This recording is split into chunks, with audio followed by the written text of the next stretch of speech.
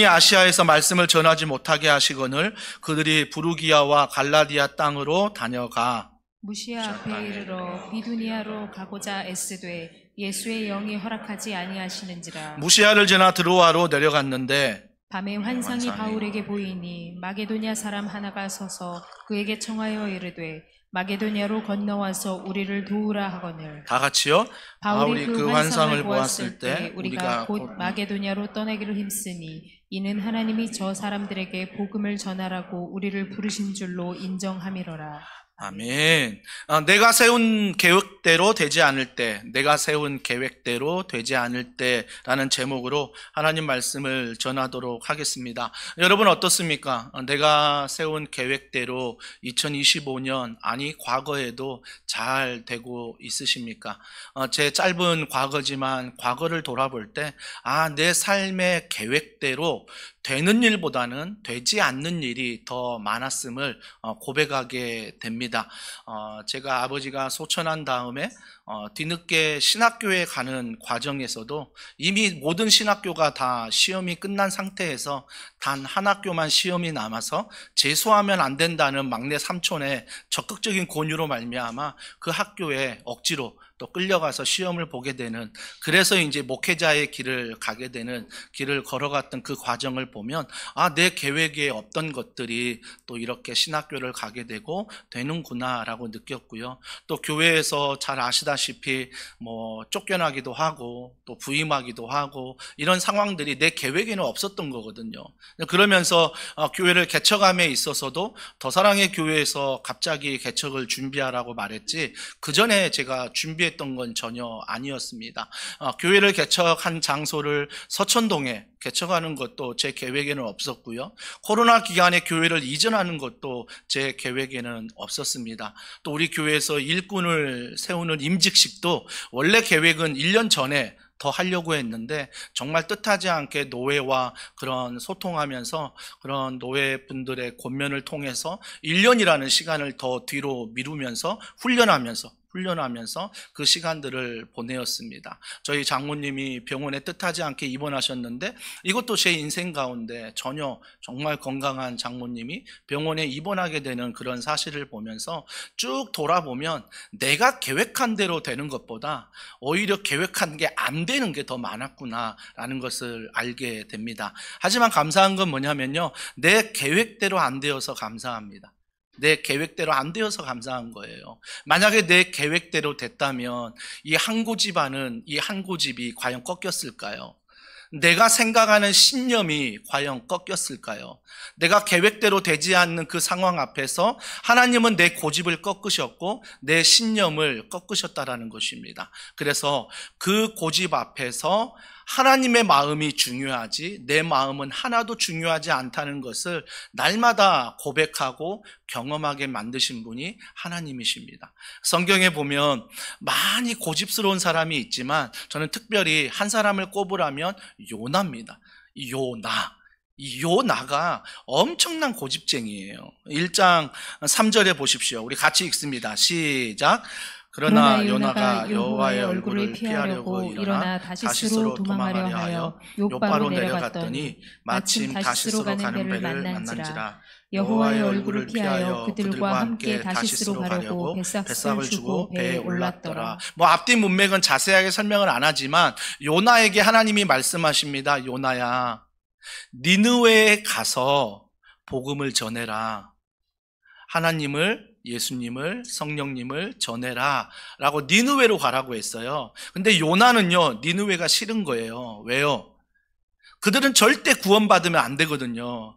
절대 그들은 하나님을 믿으면 안 되는 나라로 요나는 알고 있었거든요. 왜 그러냐면 니느웨가 아수르 수도예요. 그렇기 때문에 아수르는 이스라엘을 침략한 나라거든요. 이스라엘과 아수르는 적이에요.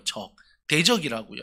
그렇기 때문에 요나는 그런 하나님 명령 앞에 순종할 수 없었던 거죠. 그래서 어떻게 했다고요? 요나서 1장 3절에 보니까 여호와의 얼굴을 피하려고 말합니다. 하나님 얼굴을 피하는 거죠.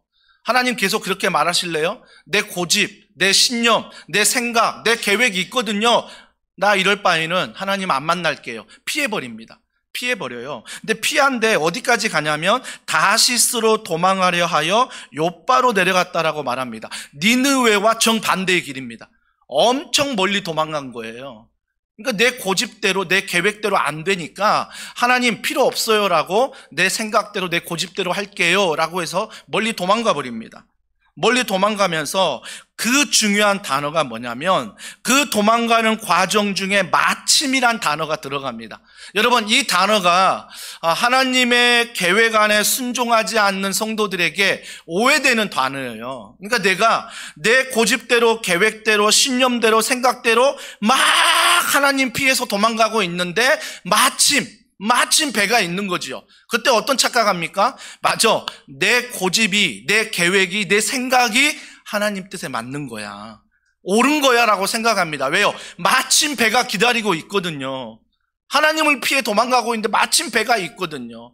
우리 삶 가운데 이 요나의 모습이 딱 나의 모습인 것 같아요. 이 고집쟁이, 정말 내 계획대로 돼야 되고 내 신념대로 돼야 되고 내가 생각하는 대로 돼야 되는 이 고집쟁이 요나가 바로 우리들의 모습이라는 것입니다. 그런데 고집만 피우는 게 아니에요. 행동까지 합니다. 피했지요? 피한 다음에 그가 이렇게 말합니다. 요나서 4장 1절입니다. 다 같이 읽습니다. 시작. 요나가 매우 싫어하고 성내며. 와, 이제 도망가는 거에 만족하지 않고 매우 성냅니다. 매우 성내요. 매우 성내. 아마 쌍욕하지 않았을까요? 하나님 앞에 매우 성내면서 막 싫다고, 내 계획에는 니느웨는 없다, 내 계획에는 그 사람들은 구원받으면 안 된다, 그러면서 하나님과 싸우고 있는 것입니다. 그런데요, 그가 어떻게 말하냐면 요나서 4장 3절, 와, 그의 결단을 보세요. 다 같이 읽습니다. 시작.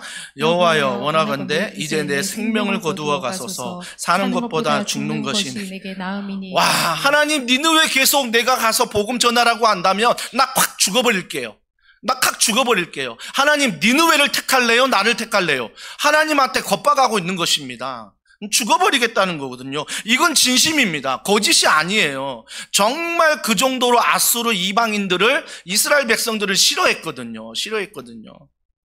그런데 중요한 것은 뭐냐면 요나서 1장부터 4장까지 하나님이 한 번도 화를 안 내신다는 거예요. 이런 요나를 보면서 한 번도 하나님이 화를 내지 않으세요. 사랑하는 성도 여러분, 또 다른 한 고집하는 사람을 꼽는다면 엘리야를 꼽을 수 있습니다. 엘리야 어떻게 했습니까? 정말 엘리야가요, 하나님 안에서 자기가 열심히 신앙생활 해보겠다고 자기 안에 결단해가지고요, 하나님 안에 충성합니다. 그리고 이방인들과 막 싸우고요, 복음을 전하고요, 정말 자기의 결단으로 하나님 앞에 충성하거든요. 그런데 자기가 이렇게 충성하면 하나님은 나에게 축복할 줄 알았거든요. 하나님은 복을 줄 줄 알았거든요. 근데 갑자기 아합보다 더 지독한 아내 이세벨이 등장합니다. 이세벨이 등장해서 엘리야에게 뭐라고 말하냐면 너 죽여버리겠다라고 말합니다. 너 까불지 마. 너 왕에게 이렇게 까불어? 내가 너 죽여버릴게. 그 한마디에 엘리야가 어떡합니까? 주눅이 듭니다. 그 한마디에 주눅이 들어서 멀리 로뎀나무에 내려가서 나 죽여달라고 말하잖아요. 여러분, 왜 그런 일들이 벌어졌냐면 엘리야가 실망했거든요. 하나님께 내 계획대로 내가 이렇게 열심히 하면 하나님이 이렇게 축복해 주고 무언가 하나님의 뜻이 풀어져야 되는데 내가 이렇게 열심히 하는데 하나님은 오히려 이세벨을 보내서 나를 죽여버린다고 하니 하나님의 그런 계획과 뜻에 내가 용납할 수 없는 거죠. 나 모든 거 다 내려놓고 로뎀나무 가버릴래요 하면 로뎀나무로 도망가서 나 죽여달라고 말하지 않습니까? 그때 하나님이 뭐라고 말씀하십니까? 엘리야야, 나의 생각이 있고 나의 대안이 있다. 엘리야는 자신이 대안인 줄 알았거든요. 근데 하나님은 누구라고 말씀하십니까? 엘리사가 대안이다라고 말합니다. 사랑하는 성도 여러분, 정말 우리가 인생을 살아가면서 요나처럼 착각할 때 많고요, 엘리야처럼 착각할 때 많습니다. 내 계획과 내 신념과 내 모든 욕심대로 다 계획대로 하나님이 하나하나 응답해 주셔야지, 내 계획, 내 모든 걸 무시하고 하나님의 계획대로 걸어가면 요나처럼 엘리야처럼 행동하는 우리의 모습을 종종 보게 된다라는 것입니다. 저는 요나에게, 엘리야에게 하나님이 왜 그들의 계획 가운데 길을 열어주지 않고 왜 하나님의 계획 가운데 다른 길을 열어주실까라고 생각했을 때 한 가지의 교훈이 있습니다. 그 교훈이 뭐냐면, 요나야, 엘리야야, 계획 중요하다, 생각도 중요하다, 너의 신념도 중요하고 너의 고집도 중요하다. 다 중요한데 그 모든 것 뒤에 한 가지만 더해라. 그게 뭐예요? 하나님의 마음이에요. 요나는요, 자기가 의롭다고 생각했기 때문에 하나님의 마음을 묻지도 않아요. 왜 하나님이 느느웨 백성에게 가라고 하는지 마지막까지 설득되지 않자 하나님이 요나에게 요나 4장에 뭐라고 말해요?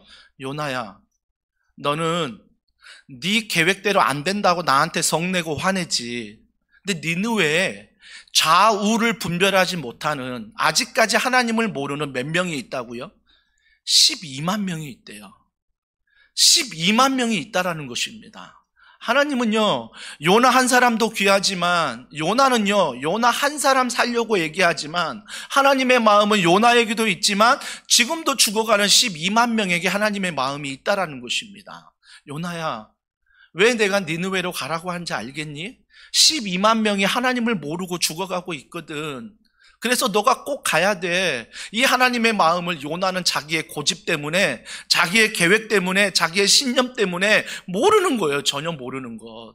엘리야도 마찬가지 아닙니까? 내가 이렇게 열심히 했는데, 내가 이렇게 충성했는데 어떻게 결과가 이럽니까? 라고 따지는 그 하나님 앞에 하나님은 엘리야에게, 엘리야야, 너 열심히 한 거 알아. 너 충성한 거 알아. 하지만 내 마음을 좀 알아줄래? 내 마음은 너만 남은 게 아니라 7,000명이 남아있거든. 그 7,000명이 남아있어서 그 7,000명과 너가 함께하길 원하는 거예요. 사랑하는 성도 여러분, 어느 순간 우리는요, 내가 계획한 대로, 내 고집대로, 내 계획대로 뭔가 안 되면요, 요나처럼, 엘리야처럼 우리가 반응할 수 있다라는 것입니다. 어느 순간 내 계획은 잘 이루어지고 내 고집대로 잘 되고 있는데 뭐가 빠져버려요? 하나님의 마음이 빠져버려요. 하나님의 생각이 빠져버린다고요. 사랑하는 성도 여러분, 하나님의 생각이 빠져버렸을 때 어떤 위험한 일이 있냐면, 우리가 하나님을 믿을 때 회심이란 단어가 있거든요. 이건 신학적인 용어입니다. 회심이란 단어가 있는데, 이 회심이란 단어는 뭐냐면 신앙의 전환점을 얘기하는 거예요. 그러니까 여러분이 신앙의 전환점이 생길 때가 있어요. 내가 그냥 교회에 출석하다가 내가 하나님을 몰랐는데 하나님을 인격적으로 만나 내가 하나님을 내 삶의 주인으로 모실 때, 그때가 신앙의 전환점이거든요. 이게 바로 신학적인 용어로 회심이라고 말합니다. 회개는 죄를 고백하고 죄 용서를 해주는 게 회개고요. 회심은요, 그 은혜 가운데 내 삶의 주인을 바꾸는 게 회심이에요. 근데 이 회심이 두 가지의 회심으로 일어납니다. 첫 번째 회심은 뭐냐면 피상적인 행동의 차원에서 회심이 일어나요. 두 번째는 세계관의 차원에서 우리의 회심이 일어난다는 것입니다. 근데 대부분 성도들이 하나님을 믿는다고 하는데 어디에서 멈춰 있냐면 피상적인 행동의 차원에서 멈춰 있다는 것입니다. 이 피상적인 행동의 차원이 뭐냐면, 하나님이 내 죄를 용서해 주셨다. 그래서 나는 하나님이 내 죄를 용서해, 난 술을 안 마셔, 나는 담배를 안 펴, 나는 세상을 따라가지 않아. 그냥 내 행동과 행위에, 그냥 내 삶에 용서해진 그 감사에 머물러 있는 신앙인들이 있다라는 것입니다. 물론 중요합니다. 이런 피상적인 행동의 차원에서 하나님께 변화가 있다는 것 너무너무 중요합니다. 하지만 우리의 변화가 그냥 이런 행동의 변화로 인해서 나 천국 간다? 이런 변화로 하나님이 우리를 구원하셨을까? 우리를 아들과 딸로 삼으셨을까? 아닐 것 같아요. 그냥 천국만 가기 위해서, 술과 담배만 끊기 위해서 우리를 자녀 삼으셨다? 여기에서만 머무르지 않는다라는 것입니다. 하나님의 회심은 뭐예요? 세계관의 변화예요. 이 세계관의 차원에서의 변화인데, 이 세계관의 변화가 뭐냐면 로마서 12장 2절은 이렇게 말합니다. 같이 읽습니다. 시작.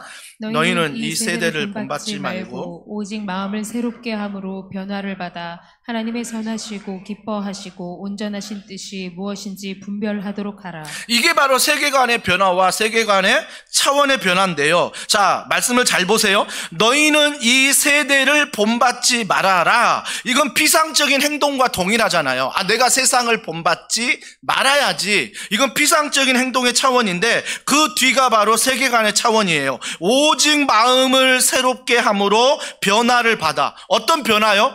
나의 본받지 않는 세상을 본받지 않는 변화에서 머물지 말고 오직 마음을 새롭게 하는 변화를 말하고 있습니다. 여러분, 이 마음의 변화는요, 뭘 말하냐면 나의 지적인 변화예요.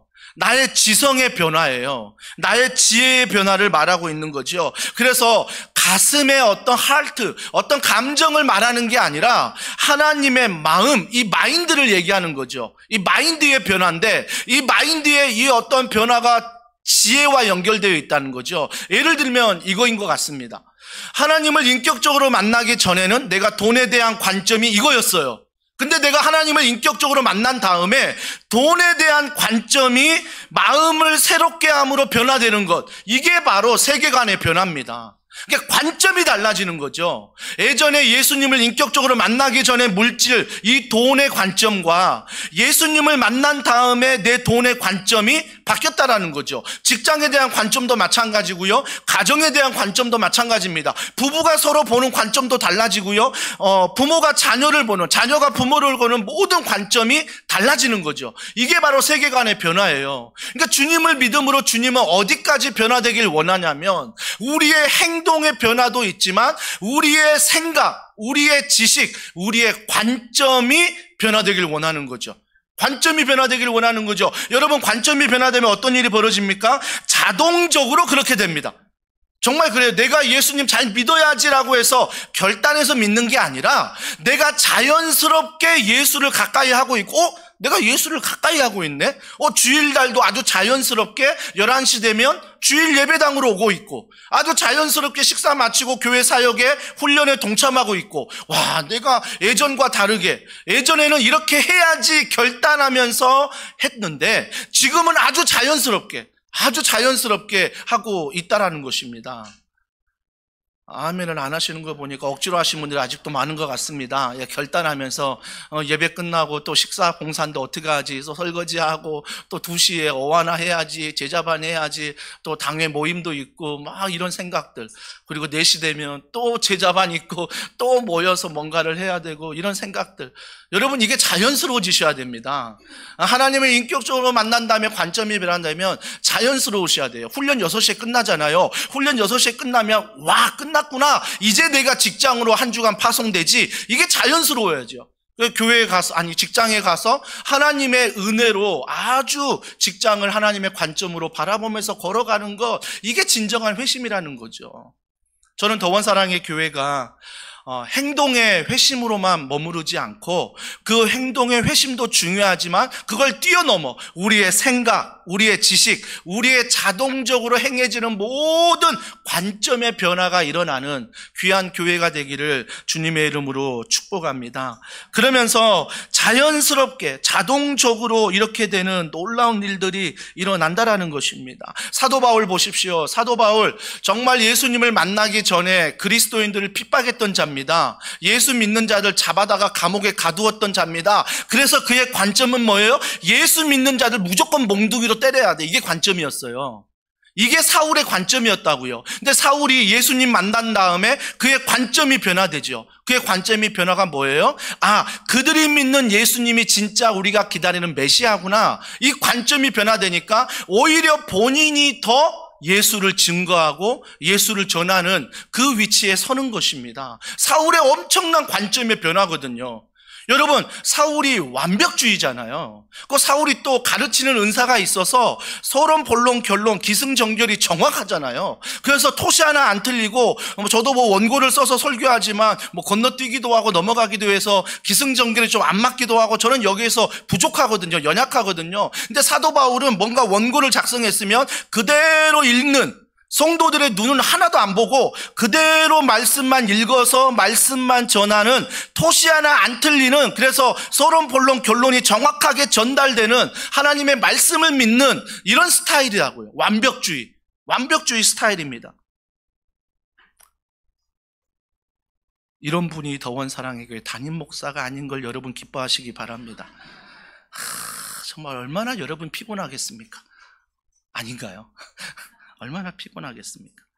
사랑하는 성도 여러분, 그래서 우리는요, 관점의 변화가 너무나 중요한 거예요. 그래서 하나님 앞에 여러분이 어떤 행동의 변화를 경험했다면 이제는 내가 하나님 앞에 신앙의 전환점이 행동이었다면 지금은 관점이 변화되게 하여 주시옵소서. 그래서 내가 바라보는, 내가 대하는 세상의 모든 것들이 하나님의 마음으로, 하나님의 관점으로 보게 하여 주시옵소서. 이게 우리의 관점의 변화, 이게 바로 진정한 회심이죠. 요나에게는, 엘리야에게는 이런 회심, 즉 하나님의 관점이 없었던 거예요. 자기의 계획, 자기의 고집, 자기의 생각의 관점만 있었던 거죠. 그러면서 또 다른 변수가 생기는데요. 1차 전도 여행 때는요, 사도 바울이 계획한 대로 전도 여행을 떠났습니다. 누구와 함께요? 바나바. 기억하시죠? 바나바와 함께 1차 전도 여행을 잘 마쳤어요. 1차 전도 여행에 엄청난 교회들이 부흥했고요. 엄청난 교회가 세워졌거든요. 그러면서 어디로 가? 소아시아. 오늘날 터키 지역입니다. 소아시아 지역으로 계속해서 사도 바울과 바나바는 막 부흥이 일어나니까, 막 교회가 세워지니까 너무너무 신나서 그쪽으로 가고 있는 거죠. 근데 2차 전도 여행이 시작이 되는데 갑자기 바나바와 바울이 갈라집니다. 여러분, 그렇게 착한 바나바도 그렇게 완벽주의 이 바울을 감당할 수 없던 것 같아요. 까칠한 바울. 결국은 서로 다투어서 바나바와 바울이 헤어지는 거예요. 얼마나 가슴이 아파요. 인간적으로는 관점을 보면 헤어지는 건데 하나님의 관점으로 이렇게 오늘 본문을 보니까 사도행전 16장의 시작이 헤어짐으로 인해서 누구를 만나냐면 디모데를 만나요. 헤어지지 않았다면 디모데 만나지 못했습니다. 헤어지기 때문에 또 디모데를 만나게 된 거예요. 그러니까 디모데를 만나 디모데와 함께 다시 2차 전도 여행을 시작하는데 1차 전도 여행에 동행했던 바나바는요, 바울이 다녔던 1차 코스로 그대로 가요. 근데 사도 바울도 원래 그대로 가려고 했는데 바나바가 그렇게 간다는 소식을 듣고 싸웠잖아요. 싸웠으니까 나는 거꾸로 가야지 해서 디모데와 거꾸로 가려고 합니다. 거꾸로 가는데 막 교회가 생겨나고 엄청난 부흥이 막 일어나는 거죠. 이런 상황들이 막 일어나는 것입니다. 그때 오늘 6절 말씀이 시작되는 거죠. 오늘 6절 말씀해 보십시오. 오늘 6절은 이렇게 시작합니다. 성령이 아시아에서 말씀을 전하지 못하게 하시거늘, 소아시아, 오늘날 터키 지역에서 더 이상 말씀을 전하지 못하도록 누가 막아요? 성령 하나님이 막으십니다. 사도 바울이 자기의 계획, 자기의 고집, 자기의 신념, 자기의 생각은 소아시아로 더 많이 나가서 복음을 전하려고 했거든요. 왜? 잘 되고 있으니까. 근데 성령 하나님이 막으십니다. 성령 하나님이 막으시는데 오히려 유럽으로 가라고 막으세요. 유럽으로. 완전히 사도 바울의 변수가 생긴 거죠. 또 하나의 변수는 뭐냐면 예루살렘 공의회에서 유대인들이 많잖아요. 유대인들이 많은데 유대인들이 주장하는 건 뭐냐면 하나님을 믿는다면 반드시 그 당시 구약시대에 할례를 받았어야 돼요. 할례가 하나님을 믿는다는 흔적이거든요. 흔적. 그러니까 그 흔적을 가지고 있어야 된다고 유대인들은 말했습니다. 근데 신약시대에 오면서 그 할례가 변화되는 게 뭐예요? 세례입니다. 세례를 받는 거죠. 세례를 받아야 하나님을 믿는 거다라고, 구원을 받는다라고 유대인들은 착각했던 거죠. 그런데 예루살렘 공의회 때 사도 바울이 그걸로 엄청 싸웠어요. 유대인들과. 아니, 어찌 구원받는 게 어떻게 세례받았다고 구원을 받느냐? 아니다. 세례받고 할례 받는 건 구원받은 거 전혀 문제가 되는 게 아니라 믿음으로 구원받는다. 행위가 아니다. 이걸 얘기했던 거죠. 제가 세례 받을 때 늘 설명하지 않습니까? 세례를 받아야지만이 천국 가는 거 아니라고요. 세례를 받아야지만이 하나님의 자녀가 되는 게 아니라고요. 그냥 세례는요, 결혼식이라고요. 세례는 결혼식. 왜 결혼식입니까? 내가 하나님을 믿었는데 그 믿음에 있어서 고백하는 시간이에요. 내가 하나님 믿습니다. 내가 죄인입니다. 내가 하나님 앞에 죄인임을 고백하고 하나님의 자녀임을 내가 고백하는 시간. 그래서 제가 늘 세례 받을 때 설명하는 게, 아무리 남녀가 사랑할지라도 결혼식을 하지 아니하면, 혼인신고를 하지 아니하면 부부로 인정해 주지 않습니다. 아무리 사랑을 해도요. 그래서 혼인신고를 하고 결혼식을 해야 되는 거죠. 그래서 우리는 세례가 결혼식과 같은 거예요. 정말 하나님을 믿고 이미 구원받았는데 내가 그 믿음을 많은 사람들 앞에서 내가 하나님을 믿습니다라고 선언하는 거죠. 선언하는 것. 근데 이걸 통해서 유대인들은 구원을 받는다라고 자꾸 생각을 하는 거죠. 그런데 사도 바울은 아니다. 그게 구원받는 조건이 아니다라고 자꾸 얘기를 한 거죠. 근데 갑자기 사도행전 16장에 디모데 만나자마자 디모데에게 뭘 베푸냐면 할례를 베풀어 버려요, 사도 바울이. 아니, 유대인들 만나서는 안 된다라고 해놓고 갑자기 디모데를 만나니 할례를 베풉니다. 이 사도 바울 왜 그럴까요? 이 사도 바울이. 여러분, 디모데의 출신을 좀 아셔야 되는데요. 디모데 출신은 어머니가 유대인이에요. 아버지가 헬라인이에요. 오늘날로 말하면 다문화입니다. 다문화 가정의 글로벌 리더로 태어난 거죠. 오늘날이야 말 좋게 글로벌 리더라고 말하지만 그 당시로 혼혈이에요. 그러니까 천대받았죠. 그 당시엔 천대받았죠. 그런데 사도 바울이 디모데를 만나 그에게 할례를 베푸는 것은 유대인 어머니, 즉 그 당시 신앙은 모계사회 중심으로 이루어졌기 때문에 그 신앙에서, 그래서 성경에 보면 이 디모데를 신앙의 3대라고 얘기할 때 외조모를 얘기하고 어머니를 얘기합니다. 주로 어머니 쪽의 신앙을 가지고 디모데가 왔기 때문에. 그래서 디모데가 사도 바울이 봤을 때 너가 할례를 받아야 되겠다라고 말하는 것은 앞으로 디모데가 유대인에게 복음을 전해야 되거든요. 그러면 유대인들은 제일 먼저 점검하는 게 뭐예요? 너 할례 받았냐? 이거부터 점검하거든요. 그러니까 어머니가 유대인이니 너도 그 모계에 속한 하나님을 믿는 신앙의 가정이니 너도 이 기회에 할례를 받자. 그러면 너가 유대인에게 복음을 전할 때 유대인들이 장애물이 없다. 너 할례 받았니? 어머니가 유대인입니다. 그래서 저는 할례를 받았습니다 라고 얘기하면 그들은 땡큐. 그 다음에 그들은 복음을 전할 수 있는 기회가 생긴다라는 거죠. 여러분, 목사로서 직장인들에게 복음을 전한다는 건 참 장애물이 많은 것 같아요. 그 직장인들이 뭐라고 생각하냐면 저를 보면 목사니까 그렇지, 목사니까 그렇게 말하고 그렇게 행동하지, 이건 복음의 장애물이에요. 제가 아무리 복음을 말해도 목사기 때문에 그들은 한 수 접고 들어오는 거죠. 근데 여러분은 달라요. 여러분들이 직장 생활을 하고 가정에서 자녀를 키우고 가정 생활을 하면서 똑같이 그들과 살아가면서 또 다른 예수를 모르는 사람에게 예수를 소개할 때는 그들이 공감을 해요. 와, 저 사람은 나와 똑같이 직장 생활하는데, 나와 똑같이 가정에서 이렇게 생활하는데, 와, 어떻게 저렇게 관점의 변화가 있을 수 있지? 어떻게 저렇게 살아갈 수가 있지? 오히려 직장인을 통한 직장인의 전도가 더 많이 이루어지는 것들을 보게 된다라는 것입니다. 목사는 딱 한 수 접고 들어가거든요. 목사는 당연한 거예요. 말씀 전하는 게 당연하고 기도해 주는 게 당연한 거죠. 그런데 평신도는 그렇지 않아요. 여러분들은 정말 기도 한번 하는 게 대단한 문화적인 충격이죠. 점심시간에 기도를 해? 아니, 그 회사 그 선택 앞에 네 계획으로, 네 신념으로, 네 고집으로 해야지, 아니 그 일 앞에 기도를 해? 이해가 안 되는 거죠. 그들은. 근데 우리는 그들 앞에 정말 똑같은 직장 생활하면서 우리의 관점이 어떤 관점인지를 보여줄 때 그들은 충격을 받는다라는 거죠.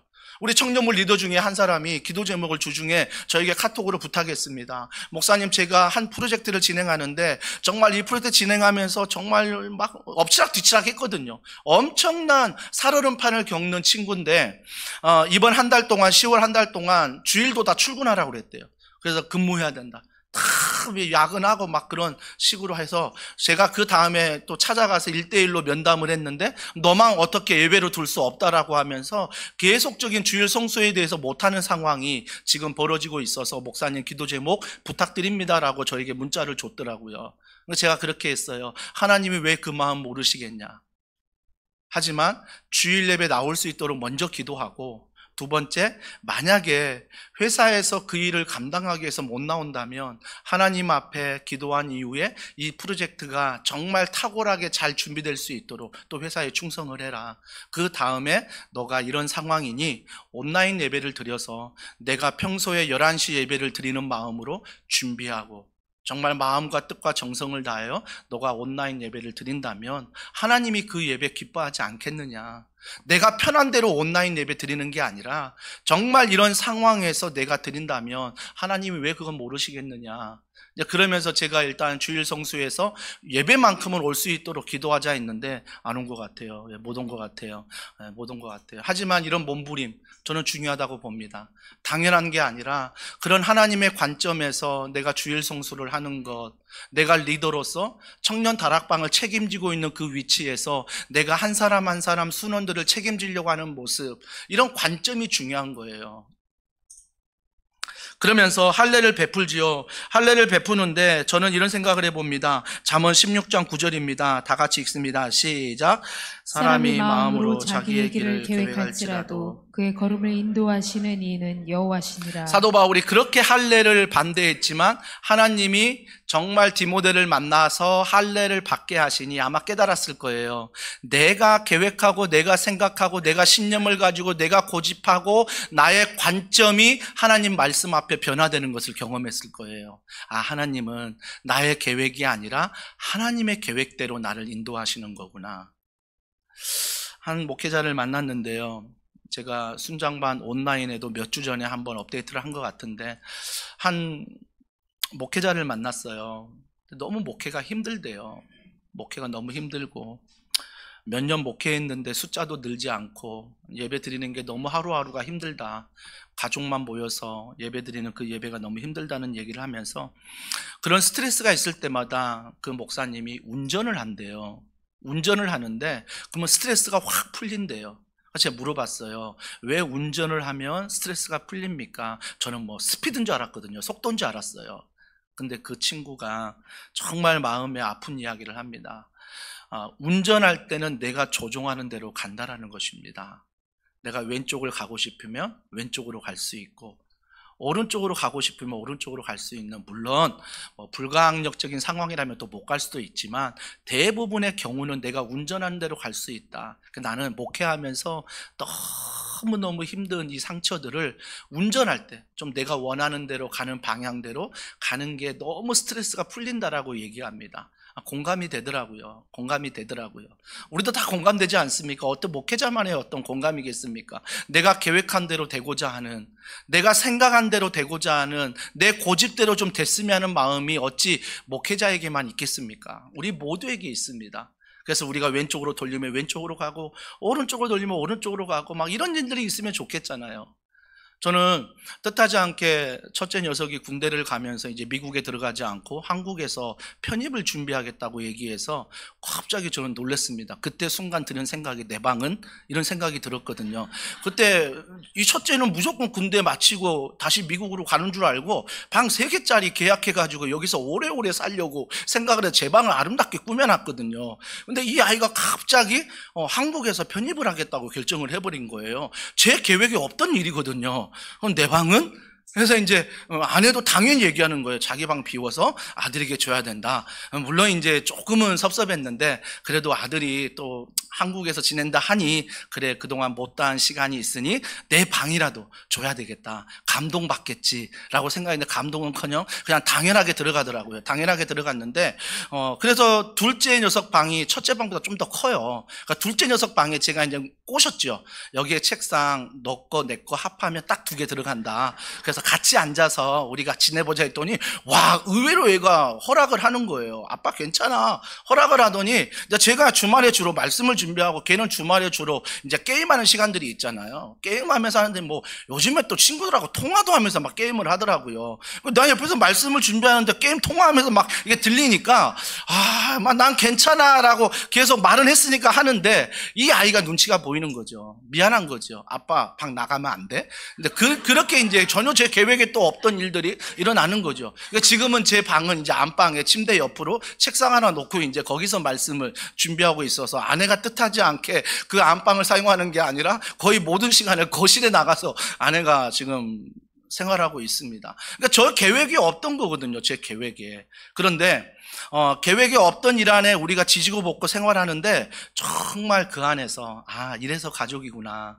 이래서 좁아도 함께 있는 게 좋고 이래서 함께 있는 게 가족이구나. 이게 너무너무 감사한 거예요. 그러니까 계획대로 되지 않아도 함께 있음이 너무나 감사한 거죠. 그래서 어떤 관점의 변화가 생기는 것 같아요. 가족에 대한 관점의 변화, 자녀에 대한 관점의 변화가 하나하나 내 안에서 새롭게 세워지는 일들이 일어나고 있다는 것입니다. 그래서 은근히 제가 이제 아이에게 압력을 해요. 아빠는 26에 결혼했다?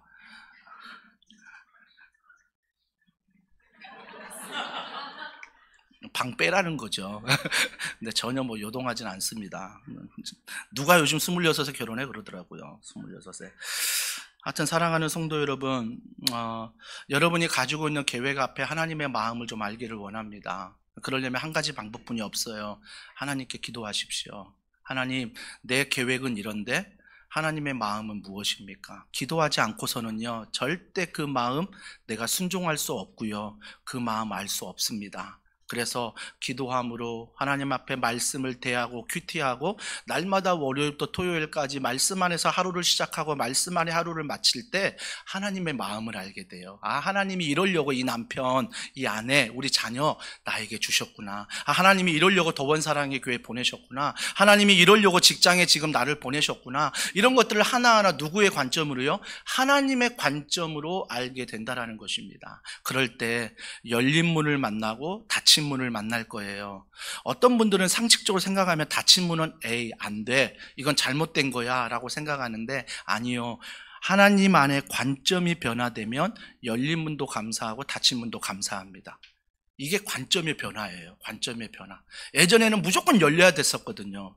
그런데 하나님의 관점의 변화, 말씀과 믿음이 들어오면 닫혀도 괜찮아요. 닫혀도. 그 닫히는 가운데 하나님의 마음을 알게 되거든요. 하나님 마음을 알게 된다는 것입니다. 그래서 우리는 열린 문에 아멘 감사합니다가 아니라 닫힌 문에 주여 열어주소서가 아니라 열린 문 닫힌 문이든 하나님 안에서 우리가 하나님의 관점을 가지고 그 문을 바라볼 수 있다는 것. 그래서 잠언 16장 25절에 이렇게 말합니다. 어떤 길은 사람이 보기에 바르나 필경은 사망의 길이니라. 세상이 바라볼 때 바른 길처럼 보입니다. 세상이 바라볼 때는 빠른 길처럼 보입니다. 내 계획대로 내 고집대로 내 생각대로 다 하는 게 빠르다고 생각할 수 있습니다. 하지만 주님 뭐라고 말씀하십니까? 그 길이 사망의 길이면 어떡할래? 그 길이 사망의 길이면 어떡할래? 라고 말씀하십니다. 그래서 빠른 게 중요한 게 아니에요. 빠른 게 중요한 게 아니라 방향이 중요합니다. 방향이 중요한 거예요. 내 신앙생활도 빨리가 중요한 게 아니라 어떤 방향을 가지고 내가 신앙생활 하느냐, 이게 너무 중요한 거죠. 너무 중요한 거. 하나님은 그걸 보신다라는 것입니다. 그래서 결론을 제가 이렇게 적어봤습니다. 깜짝 변수의 축복은 나의 비전보다 중요한 것은 말씀의 해석이다. 여러분의 비전이 중요하잖아요. 그러면 깜짝 변수는 없습니다. 내가 계획한 대로 가는 것, 아니 내가 계획한 대로 안 되는 것 때문에 화가 나고 성을 냅니다. 이게 우리의 삶이에요. 하지만 하나님의 마음이 내게 들어오기 시작하면 열린 문이든 닫힌 문이든 그 문 안에서 우리 비전을 가지고 걸어갈 때 말씀이 그 비전을 해석한다라는 것입니다. 말씀이 그 비전에 대해서 답을 주신다라는 것입니다. 그래서 우리는 말씀에 대해서 비전을 꿈꾸며 걸어가는 거죠. 걸어가는 것. 하루하루 좀 늦더라도 더디 갈지라도 좀 빨리 갈지라도 오로지 말씀 안에서 걸어가는 것입니다. 그래서 이번 한 주간 내가 세운 계획대로 되지 않을 때 그걸 가지고 화내시고 불안해하시고 초조하지 마십시오. 여러분, 제가 온라인에 순장반 녹음했지만 정말 여러분들이 자녀들에게 잔소리하는 이유가 뭔지 아세요? 여러분이 정말 잔소리를 하는데 정말 걱정돼서 그러는 거죠. 이 아이들이 너무 걱정되거든요. 그래서 잔소리를 할 수밖에 없는 거죠. 이게 우리의 관점이라고요. 근데 하나님의 관점으로 바꿔보자고요. 그 모든 잔소리를 먼저 하나님께 기도하고 하나님께 맡겨드린 다음에 내가 충분히 말씀으로 충만하고 하나님으로 충만해서 그 자녀를 바라볼 때 여전히 잔소리는 할 거예요. 여전히 잔소리는 하는데 그 잔소리의 관점이 바뀌는 거죠. 하나님 말씀 안에 하는 잔소리와 하나님 없는 내 계획과 내 고집에서 하는 잔소리는 다르다는 것입니다. 그래서 우리의 삶에 있어서 내 계획, 내 고집 되지 않을 때, 정말 닫힌 문처럼 느껴질 때 지금 상황에 하나님의 마음은 뭘까? 하나님의 마음은 뭘까를 고민하며 또 하나님을 의지하며 이번 한 주간 살아가는 우리 모두가 되기를 주님의 이름으로 축복합니다. 우리 이 마음을 가지고 이 찬양 우리 주님 앞에 올려드리면 좋겠습니다. 아무것도 염려하지 말라. 여러분, 아무것도 두려워하지 말고 염려하지 말라는 것은 염려가 있다는 거거든요. 두려움이 있다는 거예요. 그러나 하나님의 관점으로 볼 때 우리가 문제만을 바라보지 않는다라는 거죠. 우리 이 마음으로 하나님을 찬양하겠습니다.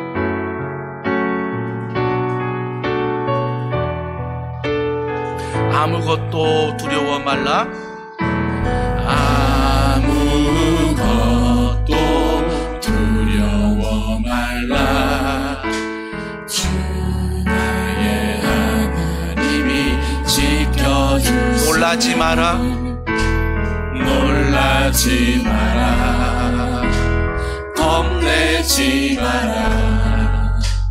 주님 나를 한 번 더 고백합시다. 아무것도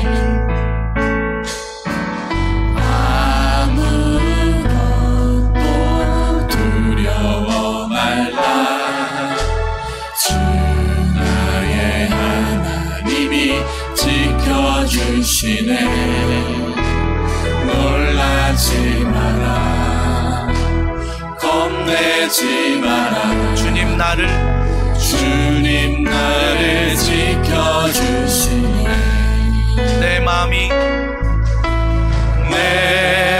힘에 겨워 지칠지라도 주님 나를 지켜주시네.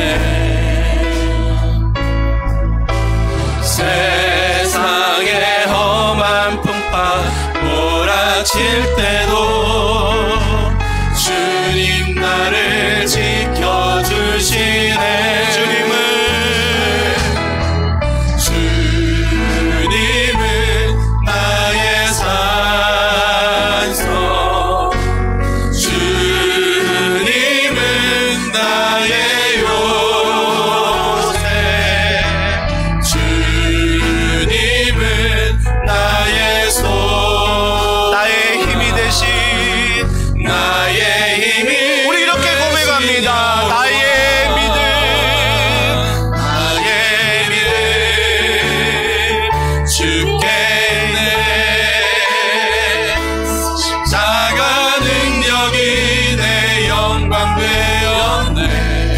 그분이 누구십니까? 주께서 우리를 승리케 하셨네. 나의 능력, 나의 소망. 우리 한 번 더 고백합시다. 나의 믿음 나의 믿음 누구에게 있습니까? 주께 있네. 십자가 능력이 내 영광 되었네. 주께서 우리를 승리케 하셨네. 나의 능력, 나의 소망 주께 있네. 우리 이 시간에 함께 기도하지 않으시겠습니까? 내 고집만 바라보면, 내 계획만 바라보면, 내 신념만 바라보면 절대 두려움은 떠나지 않습니다. 늘 두려움 안에서 내 계획을 가지고, 내 신념을 가지고, 내 고집을 가지고 살아갈 수밖에 없습니다. 그러나 주님은 말씀하십니다. 빌립보서 4장 말씀에 아무것도 염려하지 말라. 오직 기도와 간구로 너희 구할 것을 감사함으로 아뢰라. 감사함으로 기도할 때 모든 지각에 뛰어난 하나님의 평강이 너희와 함께하리라 말씀하셨습니다. 하나님 아버지, 오늘도 내가 가지고 나온 기도 제목, 인생의 담으로 느껴지는, 벽으로 느껴지는 그 기도의 제목, 이 시간 주님 앞에 가지고 나왔사오니 주여 이 기도 제목 가운데 하나님의 관점으로 바라보게 하여 주시옵소서. 문제만, 두려움만 바라보고 묵상하는 것이 아니라 하나님을 개입시키게 도와주시고, 기도를, 말씀을 통해서 하나님의 놀라운 일들을 이번 한 주간 우리가 이루어드리는 하나님의 마음을 아는 귀한 은혜가 있게 해달라고 우리 이 시간 합심해서 함께 기도하겠습니다. 하나님의 은혜와 사랑과 능력을 통하여 하나님의 마음을 알기를 원합니다. 아버지 하나님, 사탄은 언제나 우리 안에 두려움을 주며, 사탄은 언제나 내 일이 안 될 때 그 일에 묵상하게 만들며 그 일에 집중하게 만듭니다. 하나님 아버지, 내 생각에, 내 고집에, 내 계획에, 내 신념에 붙잡히는 신앙생활이 아니라 온전히 하나님 안에서 세계관의 변화를 통하여 내 모든 삶의 관점이 변화되는 놀라운 역사가 일어나게 하여 주시옵소서. 그래서 그 문제를 바라보는 아버지 해답의 관점이 주님의 마음이 되게 하시고, 온전히 주님의 마음을 깨달아 우리 교회가 모든 가정들이 성도가 세워질 수 있도록 하나님이 축복하시고 함께하여 주시옵소서. 하나님, 우리는 연약합니다. 하나님, 우리는 부족합니다.